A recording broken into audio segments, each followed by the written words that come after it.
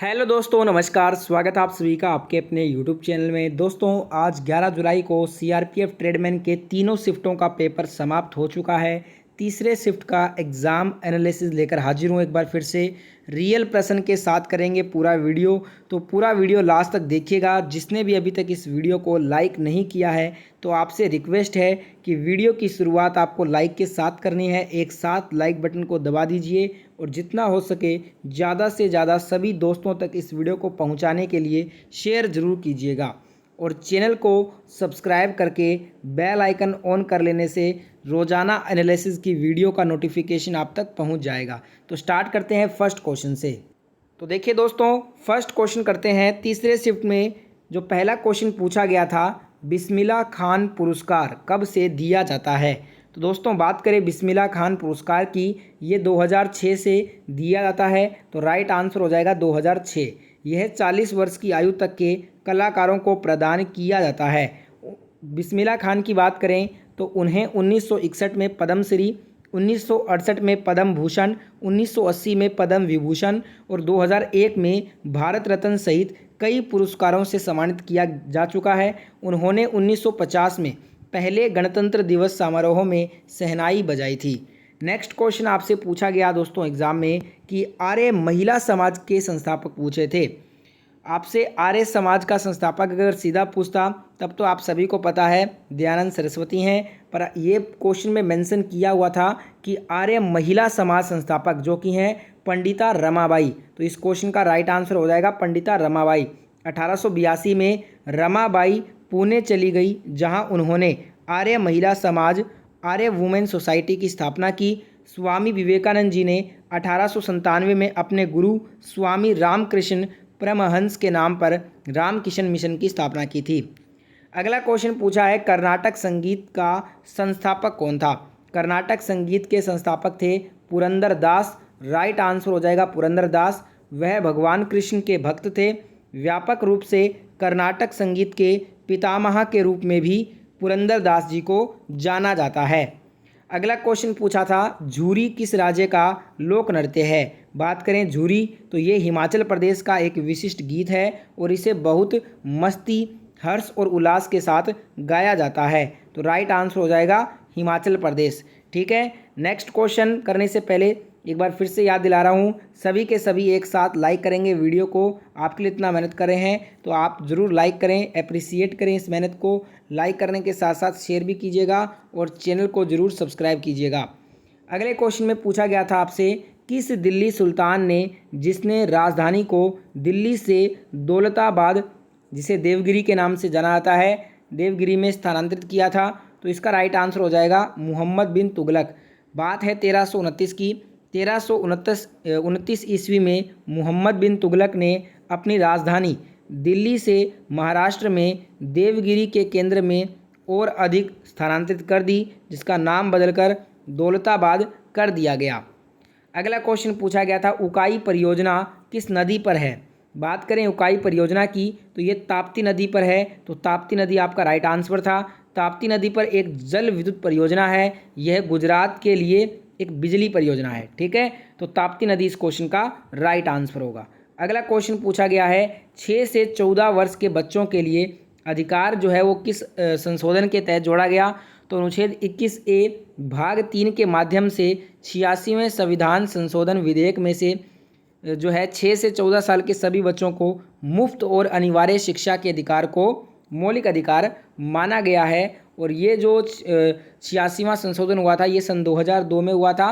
ठीक है, next question आपसे पूछा गया है दोस्तों, मानव सूचकांक रिपोर्ट में भारत कौन से नंबर पे है। तो मानव विकास सूचकांक में भारत 191 देशों में 132वें रैंक पे है। तो राइट आंसर हो जाएगा 132।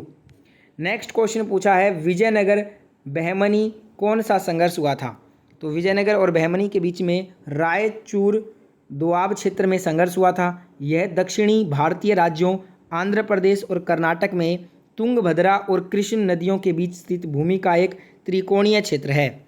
हरिहर और बुक्का ने 1336 में कृष्णा और तुंगभद्रा नदी के बीच के क्षेत्र में इस स्वतंत्र राज्य की स्थापना की थी।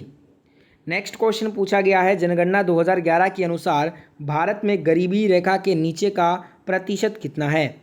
अकॉर्डिंग टू 2011 सेंसस के अनुसार जो है भारत में गरीबी रेखा से जो नीचे बीपीएल जो प्रतिशत है वो 22% है। बाकी आप बताना दोस्तों ऑप्शन में क्या दिया गया था। एक और क्वेश्चन जनगणना का पूछा गया कि 1921 से लेकर 1951 तक भारत जनसंख्या में जो बड़ी थी उसे क्या कहते हैं। उसे जनसंख्या विस्फोट की अवधि कहते हैं। 1901 से 1921 की अवधि को भारत जनसंख्या में के स्थिर चरण की अवधि के रूप में जाना जाता है और 1921 से 1951 की जो जनसंख्या हुई थी उस अवधि को विस्फोट की अवधि के रूप में जाना जाता है। एक क्वेश्चन ये पूछा गया है कि 2011-12 में जो आय वृद्धि दर था वो कितना था। 2010-11 के 8.2% के प्रभावशाली आंकड़े से घटकर 2011-12 में ये 2.9% रह गया था। नेक्स्ट क्वेश्चन पूछा गया, यंग आंदोलन किसके द्वारा शुरू किया गया। तो ये हेनरी लुई विवियन डेरोजियो ने शुरू किया था 1875 में। नेक्स्ट क्वेश्चन पूछा है, कृषि लोन से संबंधित कौन सा बैंक है। कृषि लोन से संबंधित जो बैंक है वो है नाबार्ड, राष्ट्रीय कृषि और ग्रामीण विकास बैंक। अगला क्वेश्चन आया था, सिंधु घाटी सभ्यता में सबसे ज़्यादा किस धातु का प्रयोग होता था। कांस्य धातु का। सिंधु घाटी सभ्यता में सोना, तांबा, चांदी, कांस्य धातुएं ज्ञात थी लेकिन लोहा नहीं था। तो कांसा आपका राइट आंसर हो जाएगा।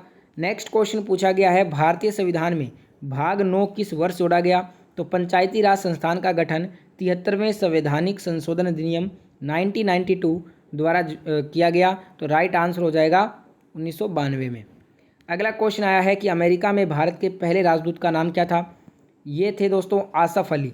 1947 से 1948 के बीच में ये अमेरिका में भारत के पहले राजदूत थे। ये वकील और ओडिशा के पूर्व राज्यपाल रह चुके थे। तरणजीत सिंह संधू 6 फरवरी 2020 से लेकर वर्तमान तक अमेरिका में भारत के राजदूत हैं।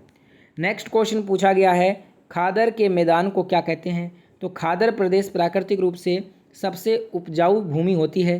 खादर प्रदेश को पंजाब में बैट कहा जाता है जबकि बांगर को धाया कहा जाता है। ठीक है, बाकी आप विकल्प बताना क्या था।